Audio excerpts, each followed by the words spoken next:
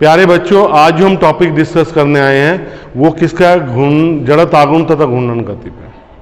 घूर्णन गति और जड़त आघूर्ण चैप्टर से ले रहे हैं और टॉपिक है हमारा जड़त आघूर्ण।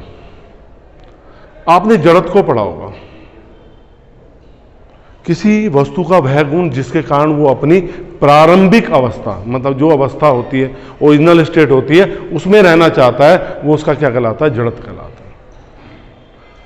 किसी कण, किसी पिंड के, ध्यान से सुनना बेटा, किसी पिंड के किसी कण का घूर्णन अक्ष के, उसकी घूर्णन अक्ष के परिता जड़ताघूर्ण उस कण के द्रव्यमान तथा घूर्णन अक्ष से दूरी के वर्ग के गुणनफल के बराबर होता है। हम किसकी बात कर रहे हैं बेटे? यहां पे जड़ताघूर्ण की। तो क्या कहता है? किसी पिंड के किसी कण का घूर्णन अक्ष के परिता जड़त आघूर्ण उस कण के द्रव्यमान तथा उस कण की घूर्णन अक्ष से दूरी के वर्ग के गुणनफल के बराबर होता है। तो इसको किससे प्रदर्शित करते हैं? आई से। तो आई किसके बराबर होता है बेटे? यहां पे एम आर स्क्वायर। एम उस कण का द्रव्यमान है, आर उस कण की घूर्णन अक्ष से दूरी है। ठीक। अब इसका मात्रक क्या हो जाएगा बेटे? किलोग्राम मीटर स्क्वायर एमकेएस पद्धति में, ग्राम सेंटीमीटर स्क्वायर किसमें? सीजीएस पद्धति में। अदिश राशि है। कैसी राशि है? अदिश राशि, जिसमें केवल परिमाण होता है। क्या होता है? केवल परिमाण, दिशा नहीं होती। इसका मतलब जड़त आघूर्ण किस किस पे निर्भर कर रहा है बेटा? आपका द्रव्यमान वितरण पे। एक पिंड है, उसके बहुत सारे कण होंगे। एक पिंड किससे मिलकर बना होगा? बहुत सारे कणों से मिलकर बना होगा। तो द्रव्यमान वितरण पे तथा उन कणों की घूर्णन अक्ष से दूरी के पे निर्भर करता है। अब हम एक दृढ़ पिंड का जड़त आघूर्ण की गणना कर रहे हैं। दृढ़ पिंड का जड़त्व आघूर्ण।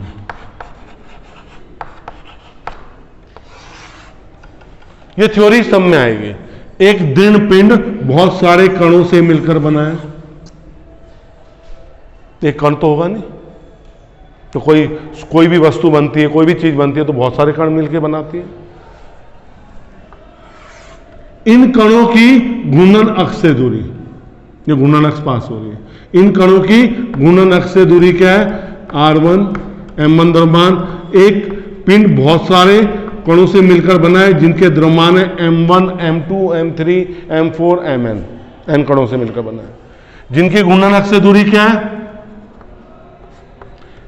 R1 R2 R3। ठीक है, ये कण है, और Rn एंड सो ऑन। कोई दिक्कत तो नहीं आ रही? हम इसे एक बिंदु से भी ले सकते हैं दूरी। अब घूर्णन अक्ष लंबवत जा रही है तो एक बिंदु से लेंगे, और उस वस्तु के समानांतर जा रही है तो ऐसे ले लेंगे। जैसे वस्तु है ये, घूर्णन अक्ष ऐसे जा रही है, ऐसे जा रही है घूर्णन अक्ष। पेन से दिखाता हूं, ये ऐसे जा रही है घूर्णन अक्ष, तो कणों की दूरी ऐसे लेंगे जैसे हमने ली है। अगर घूर्णन अक्ष लंबवत जा रही है पिंड के, तो दूरी इस बिंदु से लेंगे फिर। ठीक। अब कण M1 का जड़त आघूर्ण क्या हो जाएगा?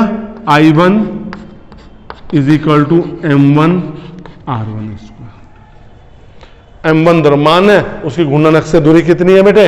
R1, इस कण की। यहां तक समझ में आ गया? ठीक। इसी प्रकार I2 कितना हो जाएगा? ठीक है। I3 कितना हो जाएगा?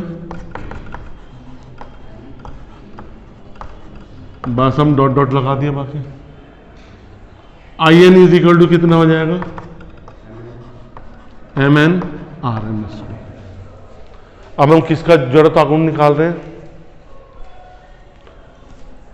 ये तो हमने कणों का निकाला। दृढ़ पिंड का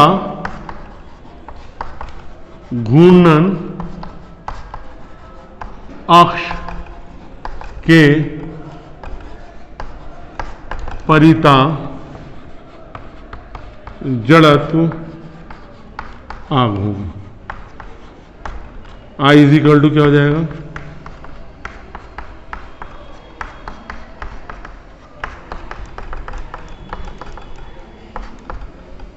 क्या हो गया, आई m1 r1 स्क्वायर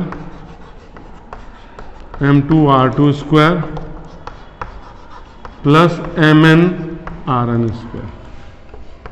तो मैं इसे ऐसे भी लिख सकता हूं, sigma i is equal to 1 to n। बीजगणितीय योग में ऐसे लिख देते हैं ना, जिसे अलजेब्रिक सम कहते हैं। मतलब i की वैल्यू 1 से n तक है, mi ri स्क्वायर, या इसको फिर मैं ऐसे लिख दूं, i is equal to M R square. M सभी कणों का द्रव्यमान हो गया, मतलब पिंड का द्रव्यमान हो गया। और हमने एक वीडियो देख लेना बेटा आप लोग द्रव्यमान केंद्र के, ठीक है। द्रव्यमान केंद्र का मतलब होता है एक किसी वस्तु का, पूरी वस्तु का जो द्रव्यमान है हम एक बिंदु पे मानते हैं। तो एक बिंदु पे मान के उसकी घूर्णन अक्ष से दूरी I is equal to M R square. जड़त्व आघूर्ण का घूर्णन गति में वही रोल है जो जड़त्व का रेखीय गति में है। जड़त्व का किस में होता है, रेखीय गति में करता है ना। किसी वस्तु का जितना द्रव्यमान ज्यादा है, मेरा द्रव्यमान ज्यादा है, तो मुझे रोकने में तुम्हें ज्यादा टाइम लगेगा, ज्यादा बल लगाना पड़ेगा। पतला सहारा किक्कड़ सहारा उसे रोकने में तो यूं रोक देंगे तुम। अब जड़त्व और जड़त्व आघूर्ण में क्या अंतर है, जड़त्व केवल द्रव्यमान पर निर्भर करता है, जड़त्व आघूर्ण द्रव्यमान और उसके वितरण पर निर्भर करता है। किस पे वितरण करता है, वितरण पे। तो आज हम एक और टॉपिक साथ में लेके चलेंगे, जब हम इसे ले रहे हैं, हम एक टॉपिक लेंगे घूर्णन गतिज ऊर्जा।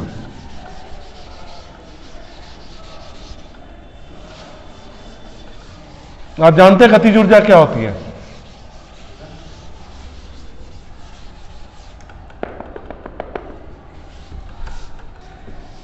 बताएंगे।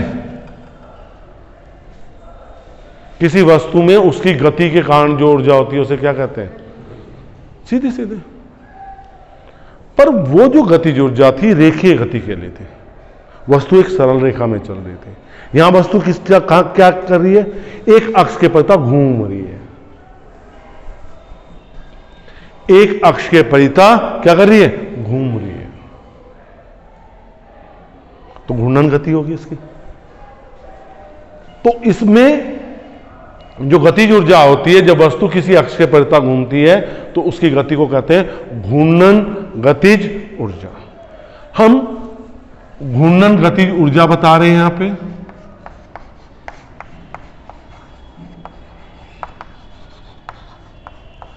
वह जड़त्व आघूर्ण में संबंध, हम साथ साथ, अभी हमने आपको जड़त्व आघूर्ण बताया तो हम साथ साथ इनमें संबंध भी बता देते हैं। जब कोई वस्तु किसी अक्ष के परिता घूमती है तो उसमें उसके घूमने के कारण जो ऊर्जा होती है वो कहलाती है घूर्णन गतिज ऊर्जा। कोई भी दृढ़ पिंड कैसे मिलकर बना है, बहुत सारे कणों से मिलकर बना है। इसमें हम घूर्णन अक्ष तल के लंबवत ले रहे हैं, बेटा पहले समझ लेंगे फिर उतारेंगे। हम इसमें जो घूर्णन अक्ष क्या ले रहे हैं, तल के लंबवत ले रहे हैं। जब ऐसे ले लो, जैसे हमने ली थी ऐसे ही ले लेते हैं। कितने कणों से मिलकर बनी है वस्तु, n कणों से, जिनकी दूरी घूर्णन अक्ष से क्या है, ये r1, ये r2 और ये क्या है, ये कितने कोणीय वेग से घूम रही है, ओमेगा।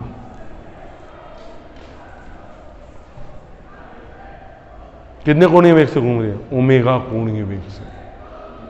अब यहां पे ध्यान देने वाली बात आती है, ये वस्तु ओमेगा कोणीय वेग से घूम रही है, तो पिंड के प्रत्येक कण का कोणीय वेग क्या होगा? ओमेगा होगा। इसे दिमाग में बिठा लेना, पिंड के प्रत्येक कण का कोणीय वेग क्या होगा? ओमेगा होगा, परंतु रेखीय वेग अलग होगा। रेखीय वेग में सूत्र क्या आ जाता है? देखो, आर ओमेगा। ओमेगा तो सेम हो गया सब कणों के लिए, लेकिन हर कण की घूर्णन अक्ष से दूरी क्या है? अलग है, तो रेखीय वेग क्या हो गया? अलग अलग हो गया। मैंने क्या बताया? जब कोई वस्तु किसी घूर्णन अक्ष के परिता एक समान कोणीय वेग से घूम रही है, तो प्रत्येक कण का कोणीय वेग ओमेगा ही होगा, परंतु उसके रेखीय वेग क्या होंगे? अलग अलग होंगे। कण m1 की घूर्णन गतिज ऊर्जा K1 क्या हो जाएगा? Half m1 v1 square. क्या हो जाएगा? Half r1 omega square. तो K1 कितना आ गया हमारे पास? r1 square omega square. इसी प्रकार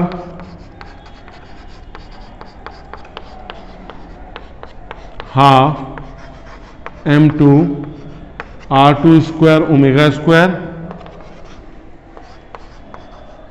Kn is equal to half mn rn square omega square. हमने एक कण की निकाली, इसी प्रकार दूसरा कण। पूरे पिंड की घूर्णन गतिज ऊर्जा किसका परिता? घूर्णन अक्ष के परिता। तो टोटल ऊर्जा क्या हो जाएगी? सबका सम हो जाएगा, क्योंकि ऊर्जा कैसी राशि है? अदिश राशि। कैसी राशि ऊर्जा? अदिश राशि। क्या होगा? K is equal to m1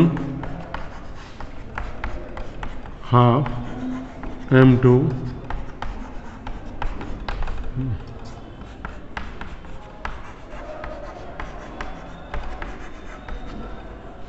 के हाफ कॉमन ले लिया, m1 r1 square m2 r2 square plus mn rn square omega.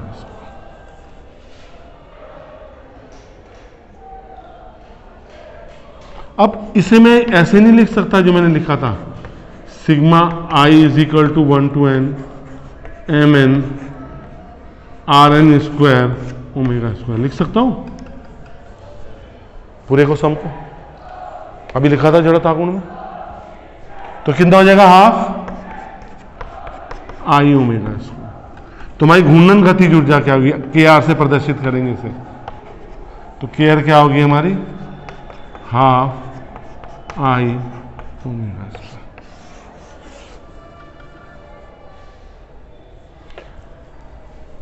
अगर इसमें ओमेगा 1 रेडियन पर सेकेंड हो जाए, मतलब एक वस्तु किसी घूर्णन अक्ष के परिता 1 रेडियन प्रति सेकेंड की गति से घूम रही है। कोई वस्तु घूर्णन अक्ष के परिता कितने से? 1 रेडियन प्रति सेकेंड के वेग से घूम रही है, तो के आर किसके बराबर हो जाएगा? आई इंटू 1 का स्क्वायर है ना, तो यहां आई किसके बराबर हो जाएगा? तो उस पिंड का जड़त आघूर्ण घूर्णन गतिज ऊर्जा का दुगना होगा। और कोई दृढ़ पिंड किसी अक्ष के परिता एकांक कोणीय वेग से घूम रही है, तो उस पिंड का जड़त आघूर्ण उस पिंड की घूर्णन अक्ष के परिता घूर्णन गतिज ऊर्जा का दुगना होगा। बच्चों, आज भी हम वीडियो अपने क्लासरूम में बना रहे हैं, अपने स्कूल के क्लासरूम में ही बना रहे हैं, हम कहीं और नहीं बना रहे। हम जो पढ़ाते हैं वही क्लासरूम में बनाते हैं, और क्लासरूम में हमारे बच्चे बैठे हुए हैं। मैं ट्राइपॉड को आज हाथ में लिया है क्योंकि हम ट्राइपॉड ही यूज़ कर रहे हैं। अब एक बच्चा लेके खड़ा रहता था, वो भी अच्छा नहीं लगता था। ठीक है, तो हम अपने क्लासरूम में ही हैं और आपको मेरी ये वीडियो अच्छी लग रही है तो वीडियो को लाइक जरूर कीजिए, शेयर भी कीजिए और चैनल को सब्सक्राइब नहीं किया तो सब्सक्राइब जरूर कीजिए। बहुत बहुत धन्यवाद।